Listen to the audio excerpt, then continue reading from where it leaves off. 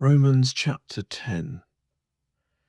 Brothers and sisters, my heart's desire and prayer to God for the Israelites is that they may be saved. For I can testify about them that they are zealous for God, but their zeal is not based on knowledge.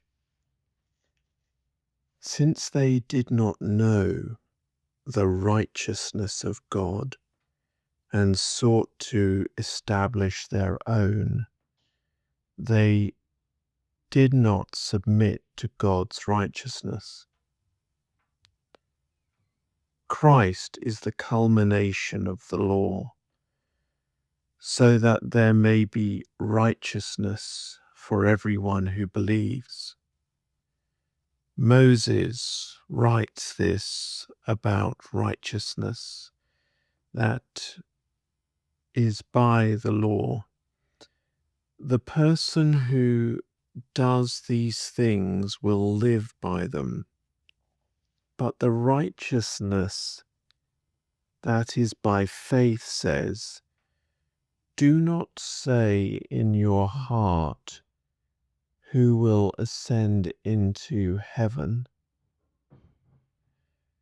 That is to bring Christ down, or who will descend into the deep. That is to bring Christ up from the dead. But what does it say?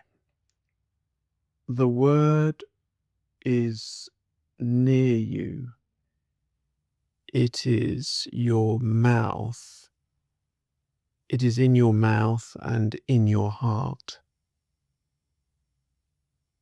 That is the message concerning faith that we proclaim.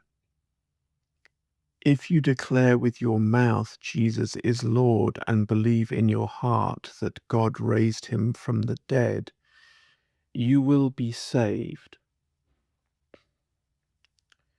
For it is with your heart that you believe and are justified, and it is with your mouth that you profess your faith and are saved. As Scripture says, anyone who believes in him will never be put to shame. For there is no difference between Jew and Gentile. The same Lord is Lord of all, and richly blesses all who call on him. For everyone who calls on the name of the Lord will be saved. How then can they call on the one they have not believed in?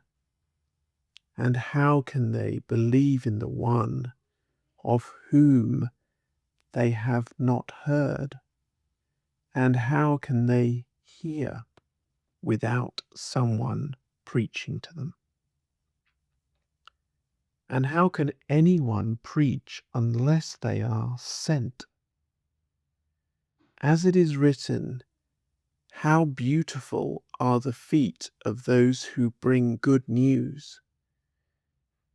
But not all the Israelites are accepted, but not all the Israelites accepted the good news. For Isaiah says, "Lord, who has believed our messenger?"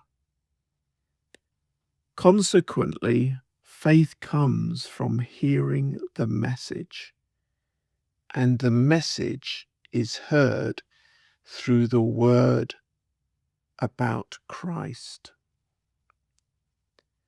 But I ask, did they not hear? Of course they did. Their voice has gone out into the earth, their word to the ends of the world. Again I ask, did Israel not understand? First Moses says, I will make you envious by those who are not a nation. I will make you angry by a nation that has no understanding. And Isaiah boldly says, I was found by those who did not seek me.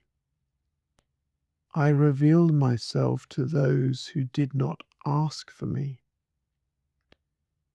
But concerning Israel, he says, all day long I have held out my hands to a disobedient and obstinate people.